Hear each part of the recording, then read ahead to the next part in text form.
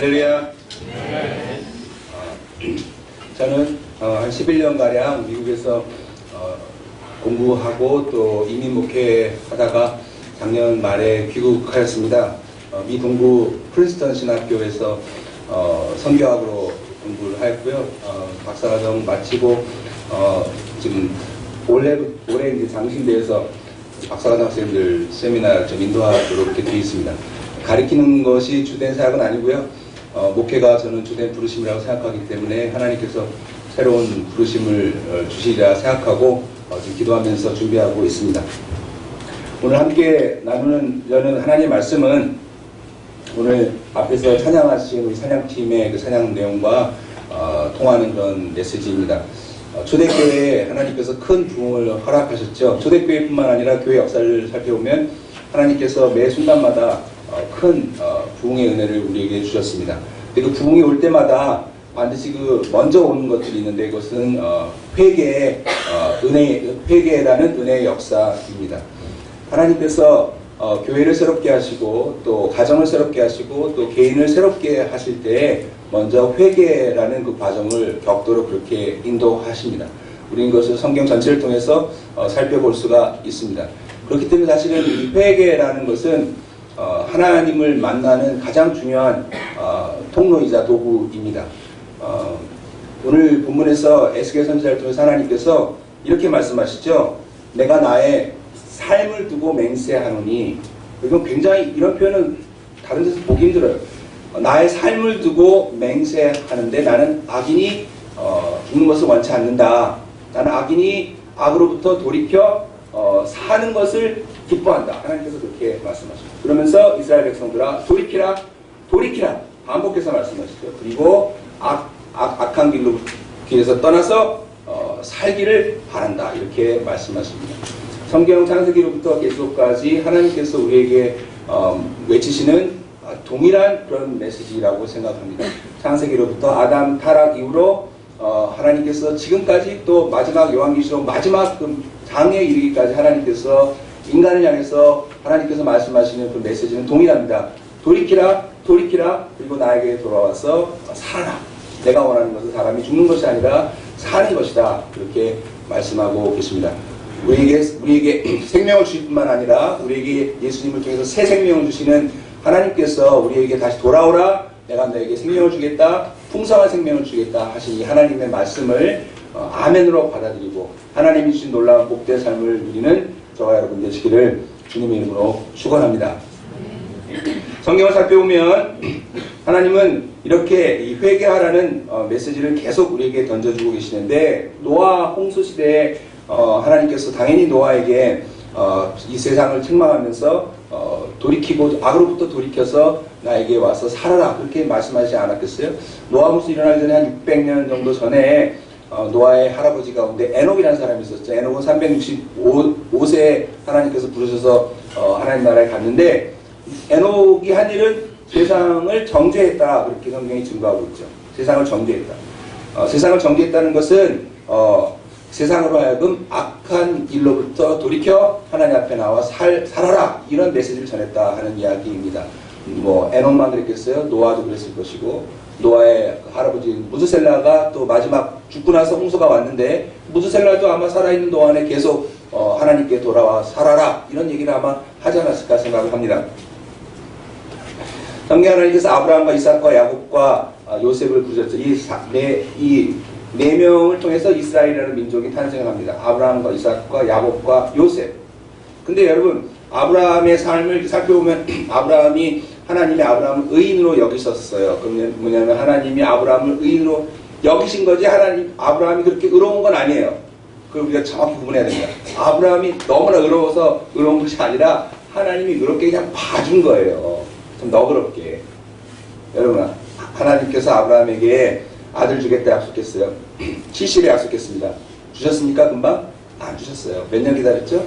15년 동안 기다렸어요. 많이 기다렸어요. 15년 정도 기다렸는데 사라가 여인으로서 아이를 잉태할 수 없는 상태가 됐어요. 그래서 남편한테 여보 이제 하나님 우리에게 약속을 하셨는데 아들은 나를 통해서 아들 주시는 건 아닌 것 같아. 여보하고 나의 종 하가라고 이렇게 하가를 통해서 아들을 주지 말라가 그렇게 얘기했죠. 그래서 85세 때 하가라고 동침해가지고 이스마엘을 낳습니다. 15년 기다렸으면 사실은 상당히 많이 기다린 거예요. 그렇지만 사실은 믿음이 있습니까? 없습니까? 하나님 믿은 거예요? 안 믿은 거예요? 모르세요? 안 믿은 거잖아요. 어떻게 하나님 믿은 거예요? 그래서 또 하나님 그렇게 이제 사고를 친 다음에 그 다음에 또 세월이 흘렀어요. 몇 년 흘렀죠? 14년, 99세 거의 다 포기했어요. 그때 하나님이 나타나셔서 내가 아들 주겠다 했어요. 믿었습니까? 안 믿었습니까? 잘 안 믿었어요. 사라가 믿었어요? 안 믿었어요? 안 믿었어요. 웃었어요. 성경에 보니까. 믿은 게 아니에요. 하나님이 믿게 해주신 거지. 네? 여러분, 우리는 우리의 삶의 경험 통해서 하나님이 우리로 하여금 하나님을 믿게 해주시는 것이 우리가 믿는 것이 아니에요. 하나님이 이삭을 100세 때 주셨습니다. 100세 얻은 아들이에요. 제가 46세 하나님께서 딸을 주셨어요. 지금 50인데 우리나라 나이로 3년 전에 저희 딸을 주셨는데 와 지금 눈에 들어가도 막 밟히죠. 진짜 그 딸 얘기로도 설교를 한 1년 할 수 있을 것 같아요. 실제로 한 1년 정도 설교했다가 저희 아내한테 그만 설교하라고 혼났어요. 근데요, 아브라함 100세 때 아들 얻었어요. 얼마나 기뻤겠어요. 그래서 아들 열심히 키웠어요. 제가 볼 때 한 20년 정도 지난 것 같아요. 이삭이 장성했어요. 근데 하나님 어느 날 갑자기 뜬금없이 이 아들을 바쳐라. 이거는 완전히 마른 안에 날벼락이야. 이건 봉창 두들기는 소리야. 그죠? 하나님한테 왜 말도 안 되는 소리 하세요? 아브라함이 그렇게 했어요? 그렇게 얘기 안 했어요. 아브라함은 하나님이 말씀하실 때 뭔가 이유가 있다 생각했어요. 아무 대꾸도 안 했어요. 그 하나님 말씀에 순종함을 갖습니다. 아브라함이 이삭을 데리고 장성한 아들 이삭을 데리고 모리아산으로 갈 때 그 3일 동안 갔다 왔어요. 3일 동안. 3일 동안 아브라함이 무슨 생각을 했을까? 저는 아브라함 분명히 회개했으리라 생각합니다. 제가 제 딸을 보니까요 3년을 키웠는데요. 이 상태로 계속 키우면, 15년 키우면은요, 저는 하나님이 너 딸을 나한테 달라 그러면 저 하나님하고 싸울 것 같아요. 절대 안 됩니다, 하나님. 아브라함은요, 이삭을 너무너무 사랑했어요. 이삭한테 재산 분배할 때 보면요, 이삭을 얼마나 사랑했는가 우리가 알 수가 있는데요. 하나님보다 더 사랑했어요, 사실은. 그걸 알 수가 있어요. 그래서 하나님께서 아브라함을 테스트하신다고 구성에 나오죠. 너가 네 아들보다 나를 더 사랑하는가 내가 한번 알아봐야 되겠다. 그건 하나님께서 믿지 못한 거예요, 아브라함을. 아브라함이 마음을 믿지 못. 하나님이 이삭을 준 거는 이삭을 통해서 하나님의 어떤 뜻을 이루기 위해서 주신 것인데 아브라함이 벌써 곁기로 간 거예요. 하나님의 뜻보다는 인간적인 사랑이 더 컸어요. 그래서 하나님께서 테스트하신 거예요. 네가 나보다 네 아들을 얼마나 더 사랑하는가. 그 테스트에 통과했죠, 다행히. 왜냐? 3일 동안 뭘 했겠어요? 회개한 거예요, 사실 회개. 여러분, 요셉이 하나님으로부터 엄청난 꿈을 받았습니다. 근데 요셉이 어떻게 됐어요? 형들한테 죽임 당할 뻔했다가 팔려갔어요. 노예로 갔어요. 거기서 또 열심히 살았어요. 근데 또 뭐죠?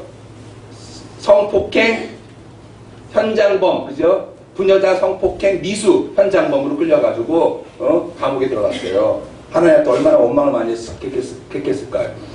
요셉이 감옥에 들어가서 그렇게 밑으로 내려갈 때 요셉이 무엇을 했을까? 성경에 나와 있지 않지만 요셉은 분명히 하나님 회개했을 거예요. 요셉은 자기의 꿈을 믿고 살았어요. 하나님 믿은 게 아니죠. 여러분, 꿈을 믿었기 때문에 형들 앞에서 교만했고 형들 앞에서 자랑했고 형들을 무시하고 안하부인했어요. 부모도 무시했어요. 하나님이 요셉에게 꿈 준 것은 부모를 무시하고 형들 다 무시하라고 주신 거예요? 그거 아니죠. 형들 자잘못한 거 고자질하라고 그렇게 한 거예요? 그거 아니죠. 요셉을 통해서 한민족 이스라엘 구할 뿐만 아니라 그 시대 온 천하를 기근으로부터 구원하기 위해서 하나님께서 요셉을 택하신 거예요. 하나님이 요셉을 부르시고 택하신 것은 하나님의 구원의 계획 가운데 요셉을 쓰시기 위한 거예요. 요셉은 그걸 몰랐어요. 자기 꿈만 쫓았어요. 요셉이 그 꿈을 쫓다가 밑으로 내려갈 때 요셉이 무엇을 했을까? 분명히 회개했을 거예요. 분명히. 하나님, 내가 내 꿈을 사랑했습니다. 하나님보다 꿈을 사랑했던 요셉이 하나님을 더 사랑하게 되는 시점이 됐을 때 하나님께서 요셉을 들어서 쓰신 겁니다. 여러분, 성경 이야기는 다 그렇게 이해할 수 있어요. 모세가 40년 동안 애굽의 왕자로 잘 컸어요. 그래서 자기가 자기 힘을 믿고 자기 지혜와 능력을 믿고 자기 민족을 구원하려고 했어요. 구원했습니까? 못했어요. 결국 자기 민족에게 배반당해가지고 광야를 쫓겨나갔어요. 40년 동안. 40년 동안 모세가 뭐 했을까? 미디안 광야에서 회개했겠지. 회개라는 건 뭐냐? 자기의 마음을 비우고 밑으로 내려가서 하나님만으로 사는 상태가 되는 게 회개입니다. 여러분, 회개는 하나님께서 성경에서 우리에게 말씀해 주시는 가장 중요한 메시지입니다. 창세기부터 계시록까지 하나님께서 이스라엘 백성, 한민족 이스라엘 백성을 택하셨습니다. 이스라엘 백성에게 하나님께서 처음부터 끝까지 계속 주문하시고 회개하라. 모세를 통해서 십계명을 주셨어요. 십계명을 주셨을 때 십계명의 내용은 너희가 악한 길을 걷지 말고 돌이켜 살아라. 그럼 내가 복 주겠다. 그 얘기가 간단합니다. 악한 길을 쫓지 말고 돌이켜 살아라. 내가 너에게 복 주겠다. 그것이 십계명의 내용입니다. 이스라엘 백성이 이렇게 따랐습니까? 안 따랐어요. 사사기를 보십시오. 열왕기 상하, 역대 상하를 보십시오. 안 따랐어요. 하나님 말씀대로 살지 않았어요. 그렇기 때문에 죽을 수밖에 없어요. 그렇기 때문에 포로로 끌려갈 수밖에 없었어요. 그래서 하나님께서 이사야, 예레미야, 에스겔, 다니엘 많은 선지자를 보내서 악한 길로부터 떠나라. 그리고 살 길을 찾아라. 그 얘기를 계속 하신 거예요. 예수님이 오시기 전에 하나님께서 세례 요한을 보내셨습니다. 세례 요한이 전한 메시지는 간단합니다. 뭐죠? 회개하라. 천국이 가까워합니다. 회개하라. 세례 요한은 예수님이 오시는 길을 예배하는 사람이에요. 예수님이 오시는 길을 예배하는 사람이 외친 메시지가 회개하라예요. 근데 회개는 하나님께서 우리에게 요구하시는 가장 중요한 내용입니다. 예수님께서 하나님의 아들 예수님께서 이 땅에 오셨어요. 많은 선지자가 왔었지만 하나님 말씀 듣지 않았죠. 그래서 아들이신 예수님께서 직접 육신 입고 오셔서 말씀을 전하셨어요. 예수님이 전하신 메시지의 첫 번째 메시지가 뭐죠? 모르세요? 오늘 본문 마태복음 4장 17절 예수님께서 사역을 처음 시작하셨을 때 성령의 충만함을 입어서 처음 외친 메시지가 회개하라. 천국이 가까웠느니라. 그때 회개는 하나님 나라에 들어가는 가장 중요한 첩경입니다. 예수님께서 하나님 나라 가는 것은 좁은 길이라고 했어요. 넓은 길이 아니에요. 넓은 길은 멸망의 길이라 말씀하셨어요. 여러분 반드시 기억해야 되죠. 우리 그리스도인들은 좁은 길을 따라가는 사람입니다. 여러분 그리스도인에게 주님께서 예비하신 좁은 길, 그 좁은 길을 들어가기 위해서는 회개를 통과해야 돼요. 회개. 여러분 회개하면 굉장히 머리가 아프죠. 머리가 아프죠. 회개의 설교를 하면은 막 듣기 싫어해요 사람들이. 왜 그럴까? 마음이 너무 완악해졌기 때문에 이미 하나님 말씀 잘 들으려 하지 않아. 구약에 나온 이스라엘 백성이랑 똑같아요. 지금 그리스도인이나 하나님 말씀 잘 들으려 하지 않아요. 귀에 좋은 얘기만 들어요. 위로의 메시지. 예? 자기 마음에 좋은 얘기만 들으려고 해요. 하나님께서 하시는 말씀은 그런 좋은 얘기 하는 것이 아니에요.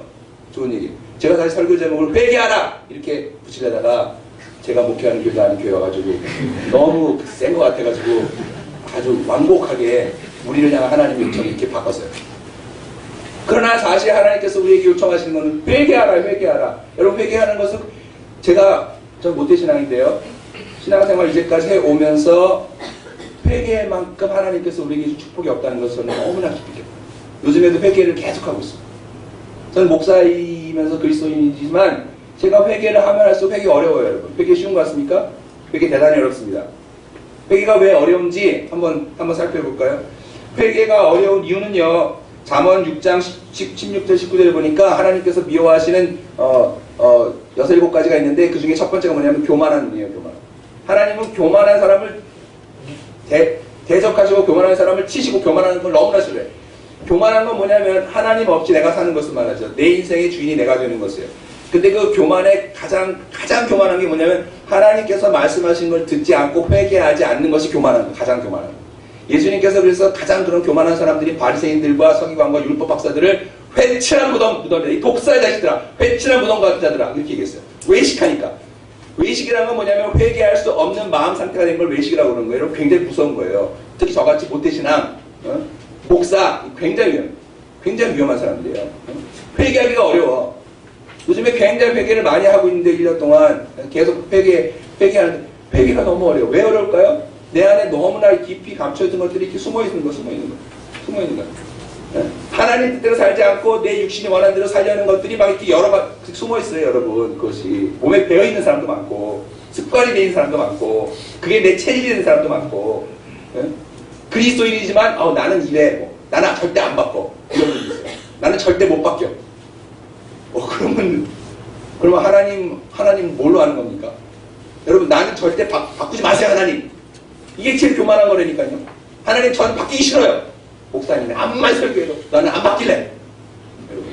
여러분 안 바뀌려고 작정하는 게 가장 교만한 거예요. 바리새인과 서기관과 율법학자들이 그런 마음을 가지고 예수님 앞에 나왔어요. 예수님은 천국은 하나님 나라는 어린아이와 같은 자들의 것이다. 이렇게 분명히 말씀하시죠. 어린아이는 뭐냐면요. 제가 우리 딸을 3년 동안 키워보니까요. 저희 딸을 통해 저희는 맨날 먹여요. 우리 딸을 보면 딸은 천국 같아요. 그 자체가. 하루 종일 웃어요. 하루 종일. 얼마나 잘 웃는지 몰라요. 저랑 똑같이 생겼다고 그래요. 그래서 저희 섬기던 교회 권사님들이 저희 딸한테 뽀뽀를 못했어요. 왜냐면 뽀뽀하려고 딱 그러면 목사님 얼굴이 확 튀어나오거든요. 그래가지고 뽀뽀를 너무 똑같이 생겼다고. 저희 딸은 하루 종일 웃어요. 천국이에요. 잘못하잖아요. 잘못하면요 바로 얘기해요. 아빠 미안, 아빠 쏘리. 미국에 태어났다고 또 쏘리해. 아빠 쏘리, 엄마 쏘리. 바로바로 쏘리해요. 여러분 우리는 그렇게 합니까? 우리는 그렇게 안 하죠? 하나님 앞에. 하나님 앞에 요리 핑계, 조리 핑계, 이런 핑계도 많고 생각도 많고, 뭐 이렇게 주장이 많은지, 뭐 이렇게 내세우는 게 많은지. 여러분 하나님은 어린아이 같은 사람을 좋아하죠. 천국은 어린아이 같은 자일 것입니다. 저와 여러분이 하나님 앞에 나갈 때는 어린아이 같은 마음 나가죠. 어린아이 같은. 하나님 나는 이렇습니다. 하나님 나는 이렇습니다. 그대로. 그럼 하나님께서 우리에게 천국을 경험하게 하세요. 그 어린아이 같이 나갈 때 가장 중요한 것이 회개입니다. 회개. 회개할 때 방해하는 것이 있는데 세 가지가 있죠. 뭐냐, 예수님께서 씨 뿌린 자의 비유를 통해서 세 가지를 말씀하셨어요. 첫 번째는 길가에 뿌리고 씨다. 길가란 건 뭐냐, 구경하는 거예요. 구경. 여러분 우리 각 사람의 인생은 너무나 소중합니다. 동의하시죠? 우리 각 사람의 인생은 너무나 소중해. 근데요 정말 신기하게 자기 인생을 소중하게 여기지 않는 사람들이 많아요. 제가 지난주에 스펜서 존스라는 유명한 그 작가인데 그분이 쓴 행복이라는 책을 짧은 책인데 읽었어요. 너무 좋더라고요. 거기 보니까 사람들이 불행한 이유는 자기 자신을 소중하게 여기지 않기 때문에 그래요. 정말 맞아. 자기 자신을 소중히 여겨야지 행복할 수 있다고 그래요. 그분이. 그거 진짜 맞는 거예요. 근데 우리가 우리 자신을 왜 소중히 여겨야 되는지 아십니까? 그분은 크리스찬인 것 같지만 그런 티는 안 냈는데 하나님이 우리를 소중히 여기시기 때문에 그래요. 하나님이 우리를 얼마나 소중히 여기십니까? 우리를 만드셨잖아요. 하나님이 우리를 왜 소중히 여기십니까? 우리를 살리시기 위해서 그 아들 예수님을 이 땅에 육신으로 입고 보내셨잖아요. 우리 대신 죽게 하셨잖아요. 그만큼 우리를 소중히 여기신다고요. 근데 여러분 자신을 소중히 여기십니까? 얼마나 소중히 여기세요? 솔직히 물어보세요. 얼마나 소중히 여기나. 자기 자신을 사랑할 줄 모르는 사람, 소중히 할 줄 모르는 사람은요 하나님 앞에 회개하지 못합니다. 길가에 뿌리우시라는 건요 구경꾼 같은 인생을 사는 거예요. 자기 인생도 구경해. 자기 인생 구경. 왜 그런 줄 아십니까? 맨날 스마트폰하고 TV하고 인터넷에만 중독돼 있어가지고요 자기 인생을 하나님의 눈으로 바라보는데 너무 지금 익숙하지가 않아요. 사람들이. 내 인생은 바라보지 않고 남의 인생만 계속 봐. 남의 인생 봐서 어쩌려고요. 길가에 뿌려진 사람은 그 길가를 갈아엎어버려야 돼요. 돌밭에 뿌려진 시가 있다 그래서 돌밭은 뭐죠? 돌밭은 어떤 조그만 어려운 일이 있어도 하나님이 없다 그러는 거라서. 여러분 살아가면서 어려운 일이 왜 없습니까? 있죠. 당연히. 어려움 없는 사람 하나도 없어요. 착각하지 마세요. 나만 어렵다 절대 그렇지 않아요. 세상에 있는 모든 사람들 다 고난 가운데 있어요. 지금 부자나 가난한 자나 뭐 많이 가진 적도 상관없어요. 하나님은 모든 사람을 고난 가운데 가둬두셨어요. 하나님이 하시는 일이에요. 왜냐? 그래야지 하나님을 찾으니까. 나 혼자 어렵다고 생각하니까 착각이에요. 거짓말이에요. 마귀가 하는 거짓말 중에 대표적인 거짓말 중에 하나예요. 너만 어렵다. 너만 지금 고생한 거다. 절대 그렇지가 않아요. 여러분 그 돌들을 걷어내야 돼요. 세 번째 가시밭은 뭐 세상 염려와 재물에 대해 유혹에 빠진 거라 했어요. 여러분 세상 것을 너무 사랑하면은요 하나님을 놓치게 돼요. 그 스펜서 존스가 쓴 행복이라는 책에 이런 표현이 나와요. 사람이 자기가 소중한 존재인 것을 알기 위해서는 내가 원하는 것과 내가 필요로 하는 것의 사이의 그 틈새를 정확히 관찰해야 된다. 그렇게. 너무나 멋진 말이에요. 너무나 멋진 말. 다시. 자기가 원하는 것과 자기가 정말 필요로 하는 것 사이의 그 틈새, 갭을 정확히 관찰해야 된다. 영어로 하면 다시 또 이해하기가 쉬운데. 무슨 얘기냐? 신앙적으로 그걸 플러스 가면요. 우리 육체가 원하는 것이 많이 있는데 그 육체가 원하는 것과 실제로 내 안에 있는 속사람, 나한테 정말 필요한 것이 무엇인지 둘 사이에 그걸 구별할 수 있어야 된다. 그래야지 된다. 뭘 얘기하는 거죠? 사람은 원하는 것이 많은데 육체가 원하는 건 많은데 원하는 것이 다 중요한 것이 아니에요. 여러분 자녀가 원하는 거 다 해줍니까? 그러다가 애 망쳐요. 필요한 것만 주죠. 하나님께서 이스라엘 백성을 광야로 끄집어내실 때 광야에서 필요한 것만 주셨어요. 필요한 것만. 여러분 우리에게 필요한 것만 있으면 됩니다. 주님께서 무엇을 입을까, 무엇을 마실까, 그런 거 구하지 말라고 했어요. 왜 그러냐? 이방인이 구하는 거니까. 그것은 하늘에 계신 아버지가 다 알고 주신다 말씀하셨어요. 그러므로 너희는 먼저 그의 나라와 하나님의 의를 구하라. 사랑하는 믿음의 성도 여러분, 우리 삶에 내 육체가 원하는 것 때문에 염려하고 육체가 원하는 것을 붙잡고 있으면요, 하나님이 우리에게 주시고자 하는 그것으로 인해서 기뻐할 수 없어요. 행복할 수 없어요. 그걸 끄집어내버려요. 성령께서 그런 일을 하러 오셨습니다.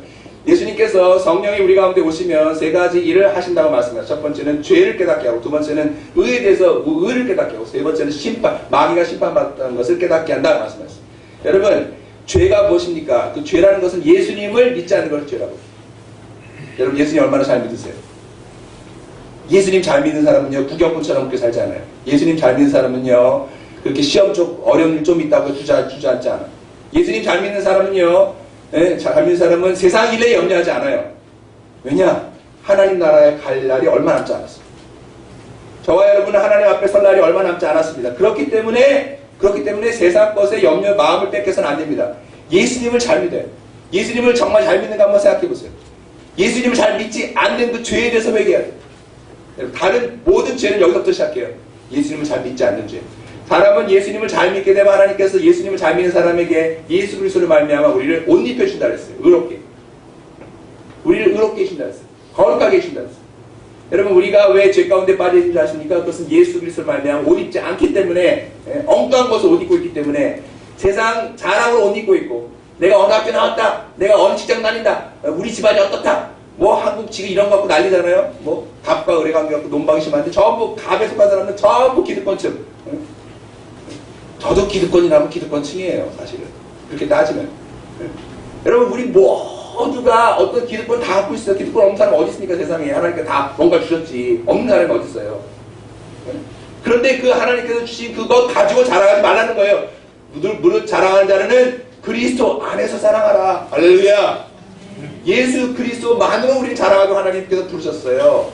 근데 예수 그리스도로 옷 입어야 됩니다. 예수 그리스도로 옷 입지 않은 것 때문에 회개해야 돼요. 성령께서 우리 안에 오셔서 우리라고 예수 그리스도로 말미암아 자랑하지 않는 모든 세상 자랑, 그것을 위해서 회개하라고 우리에게 지금 촉구하고 계십니다. 성령 우리에게 또 말씀하십니다. 마귀가 이미 심판받았다. 더 이상 두려움에 떨지 말아라. 죄 가운데 얽매여 살지 말아라. 사랑하는 믿음의 성도 여러분, 그리스도인은 기쁨이 충만한 삶을 살 수 있어요. 저는 너무 감사한 게요. 목회자를 부르셔가지고 지금까지 15년 넘게 이렇게 설교를 하고 하는 가운데 한 번도 하나님께서 저를 실망시키신 적이 없어요.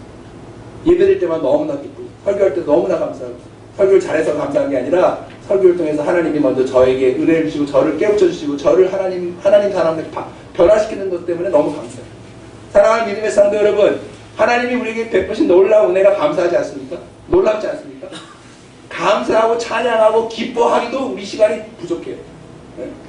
근데 세상 일에 마음을 뺏겨서 되겠습니까? 예수님을 잘 믿지 않는 것, 또 예수 그리스도를 말미암아 옷 입지 않고 세상 것을 위해서 잠깐만 뭔가 얘기하려는 거, 이런 것을 회개하라 하는 이야기입니다. 메시지를 마무리합니다. 미국 프로농구 NBA는 이런 전해 내려오는 격언이 있다고 그래요. 공격 잘하는 팀은 1승은 하는데 수비 잘하는 팀이 결국 우승한다.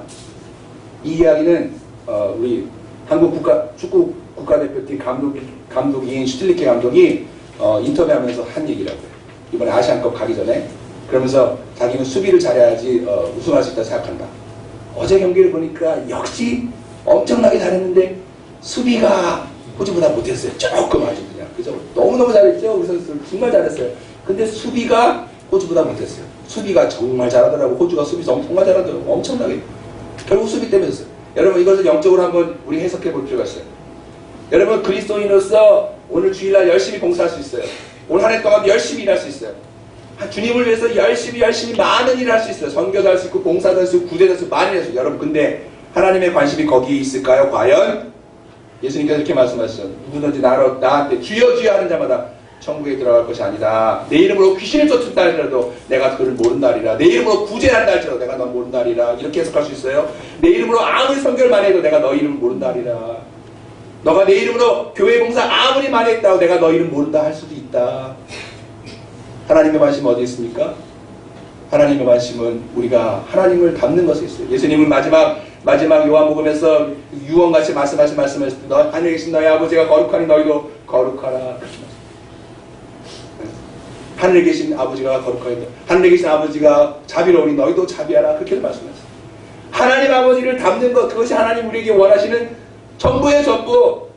너무 쉽잖아요. 빈부의 귀천도 없고 사회적으로 높은 아무 상황, 지금 내가 어려운 상황에 있나 뭐 편한 상황, 아무 상황, 우리의 상황과 처지와 어떤 것은 영향받지 않아요. 하나님을 닮는 그 일에는 얼마나 감사합니다. 여러분, 하나님을 닮는, 하나님을 닮아 거룩한 삶을 추구하는 것, 그 거룩한 삶을 추구하는데 가장 중요한 통로가 뭐냐? 회개예요, 회개. 그렇기 때문에 회개는 하나님께서 우리가 육체를 입고 있는 이 동안에 가장 하나님께서 주신 최고의 선물이 회개예요, 회개. 회개는 너무나 싫어. 회개를 통해서 하나님을 알 수 있고, 회개를 통해서 하나님을 더욱더 알 수 있고, 하나님 사랑 안에 들어갈 수 있고, 하나님을 더욱더 사랑하게 되고, 사람을 더욱더 사랑하게 되고, 나 자신도 더욱더 사랑할 수 있는 것이 바로 회개인 것입니다. 회개는 내 육체를 따라 사는 것을 돌이켜 하나님을 따라 가는 것을 의미합니다. 하나님은 지금도 우리에게 계속, 여러분, 그리스도인으로 어제 잘 살았다고 지지 마세요. 에스겔 선지자를 통해서 하나님께서 이렇게 말씀하시죠. 어제 너가 어렵게 산다 할지라도 오늘 너가 악한 길을 살면 나는 너가 어렵게 산고 기억하지 않겠다. 너는 악인이다. 반대로 너가 어저께까지 악한 길 가운데 살았다 할지라도 오늘 돌이켜 너가 의인의 길을 쫓으면 내가 너를 의롭다 하리라. 사랑하는 믿음의 성도 여러분, 어제까지 신앙생활 잘했다고 안이하게 생각하지 마세요. 오늘 이 순간 2월 1일 이날 하나님 보시기에 의로운 자로 회개하는 마음으로 나가는 저와 여러분 되시기를 주님의 이름으로 축원합니다. 마지막 날 하나님 앞에 섰을 때 칭찬받는 저와 여러분 이 함께 모든 성도님 되시기를 주님의 이름으로 축원합니다. 기도드리겠습니다.